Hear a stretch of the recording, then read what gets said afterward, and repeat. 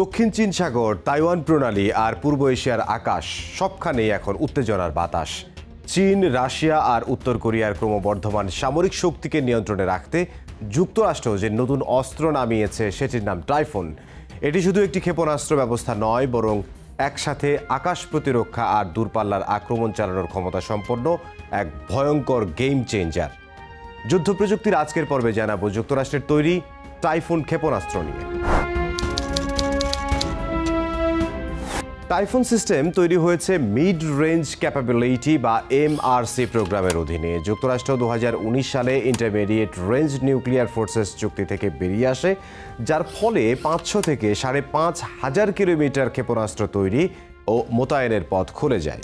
এই চুক্তি না থাকায় যুক্তরাষ্ট্র দ্রুত নতুন স্থলভিত্তিক ক্ষেপণাস্ত্র তৈরি শুরু করে। 2020 সাল থেকেই কাজ শুরু হয়, আর মাত্র 4 বছরের মধ্যেই 2023 সালে প্রথম পরীক্ষামূলক মোতায়েন করা হয় এই সিস্টেম।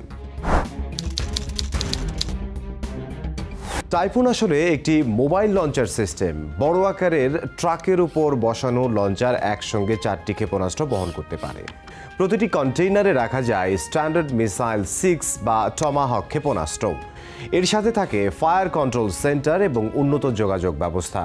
সম্পূর্ণ সিস্টেমটি স্থানান্তরযোগ্য, অর্থাৎ যে কোনো স্থানে দ্রুত মোতায়েন করা সম্ভব। স্ট্যান্ডার্ড মিসাইল 6 এর পাল্লা 240 থেকে 400 কিলোমিটার পর্যন্ত। এর সর্বোচ্চ গতি মাখ 3.5। লক্ষ্যবস্তু হল শত্রুর বিমান, ড্রোন, ক্রুজ মিসাইল, ব্যালিস্টিক ক্ষেপণাস্ত্র। 64 কেজি উচ্চ ক্ষমতা সম্পন্ন বিস্ফোরক একসাথে আকাশ প্রতিরক্ষা ও নৌ প্রতিরক্ষা দুই কাজেই ব্যবহৃত হয়। টমাহক ল্যান্ড অ্যাটাক মিসাইলের পাল্লা 1000 থেকে 1600 কিলোমিটার পর্যন্ত, আর গতি সাবসনিক মাক 0.7। এটি 450 কেজির বিস্ফোরক। এই মিসাইল স্থলাভিষিক্ত সামরিক ঘাঁটি, রাডার, কমান্ড সেন্টারকে লক্ষ্যবস্তু বানাতে পারে। যুক্তরাষ্ট্রের সবচেয়ে বেশি ব্যবহৃত আক্রমণাত্মক ক্ষেপণাস্ত্র Tomahawk land attack missile. Typhoon একসাথে আকাশ প্রতিরক্ষা ও স্থল আক্রমণ করার ক্ষমতা রাখে। নৌবাহিনীর অস্ত্রগুলোকে স্থলভিত্তিক সংস্করণে রূপান্তর করেছে। দ্রুত স্থানান্তরযোগ্য এবং মোতায়েনযোগ্য বিমান, ক্ষেপণাস্ত্র, নৌযান, স্থলঘাঁটি সবই টার্গেট করতে পারে এটি। ভবিষ্যতে এতে হাইপারসনিক মিসাইল সংযোজনের পরিকল্পনাও রয়েছে। 2024 সালে ফিলিপাইনে প্রথমবার মহড়ার সময় টাইফুন মোতায়েন করা হয়। সেপ্টেম্বরের 11 থেকে 25 তারিখের মধ্যে রেজোলুট ড্রাগন 25 মহড়াতে প্রদর্শন করে লাইভ ফায়ার অনুশীলন চালাবে যুক্তরাষ্ট্র। ভবিষ্যতে দক্ষিণ কোরিয়া, গুয়াম এবং অস্ট্রেলিয়ায় স্থায়ীভাবে মোতায়েনের পরিকল্পনা চলছে, অর্থাৎ চীন ও উত্তর কোরিয়ার চারপাশে এক প্রকার মিসাইল রিং তৈরি করছে আমেরিকা। যুক্তরাষ্ট্রের লক্ষ্য চীনের অ্যান্টি অ্যাক্সেস বা এরিয়া ডেনিয়াল কৌশল ভাঙা, অর্থাৎ শত্রুকে দূর থেকে আটকে দেয়া, যাতে তারা যুদ্ধক্ষেত্রে প্রবেশ করতে না পারে। যদি শত্রু প্রবেশ করেও ফেলে, তবে তার কার্যক্ষমতা সীমিত করা এবং তাকে প্রতিনিয়ত হুমকিতে রাখা।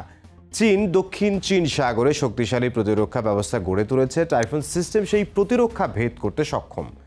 রাশিয়ার জন্যও এটি হুমকির কারণ হয়ে দাঁড়াতে পারে, কারণ জাপান বা ফিলিপাইন থেকে রাশিয়ার দূরপ্রাচ্যের ঘাঁটিতে সহজেই আঘাত হানা সম্ভব। এর ফলে এশিয়ায় একটি নতুন অস্ত্র প্রতিযোগিতা শুরু হওয়ার ঝুঁকি তৈরি হয়েছে। এবছরের সেপ্টেম্বরের 11 থেকে 25 তারিখে যুক্তরাষ্ট্র জাপানের যৌথ মহড়া রেজোলুট ড্রাগন অনুষ্ঠিত হওয়ার কথা রয়েছে। সেখানে প্রথমবারের মতো জাপানে টাইফুন মোতায়েন হবে। ক্ষেপণাস্ত্র রাখা হবে আয়াকুনি শহরের মার্কিন মেরিন ঘাঁটিতে, যা টোকিও থেকে 890 কিলোমিটার পশ্চিমে। জাপান বলছে এটি তাদের প্রতিরক্ষা জোরদারের অংশ।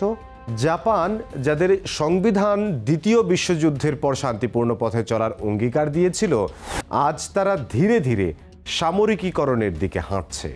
আর যুক্তরাষ্ট্রের হাত ধরেই এই পরিবর্তন শুরু হচ্ছে।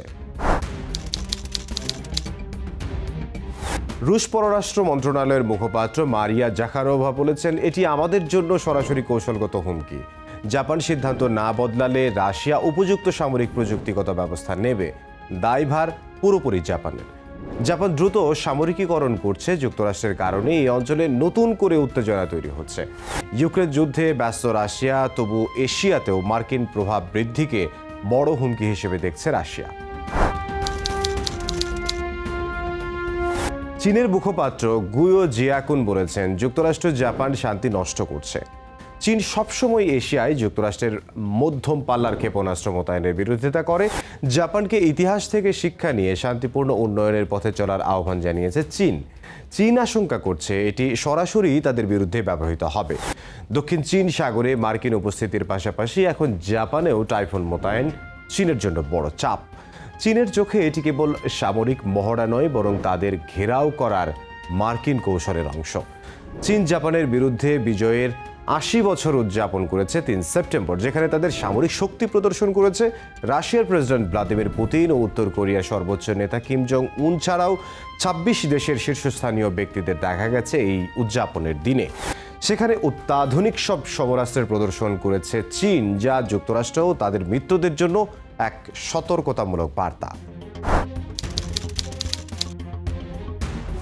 যুক্তরাষ্ট্রের লক্ষ্য চীনের নৌবাহিনী ও ক্ষেপণাস্ত্র ক্ষমতা নিয়ন্ত্রণ করে এশিয়ায় মিত্র দেশগুলোকে সুরক্ষিত করা। আর জাপানের লক্ষ্য হল উত্তর কোরিয়া, চীন ও রাশিয়ার ক্ষেপণাস্ত্র হুমকির মোকাবিলা করা। যুক্তরাষ্ট্রের উপর নির্ভর করে নিজেদের সামরিক সক্ষমতা বাড়াচ্ছে জাপান। রাশিয়া ও চীনের আশঙ্কা হল এশিয়ায় নতুন অস্ত্র প্রতিযোগিতা শুরু হবে। যুক্তরাষ্ট্র আসলে এশিয়াকে নতুন যুদ্ধক্ষেত্রে পরিণত করছে। এখন পরিস্থিতি অনেকটা শীতল যুদ্ধের মতো।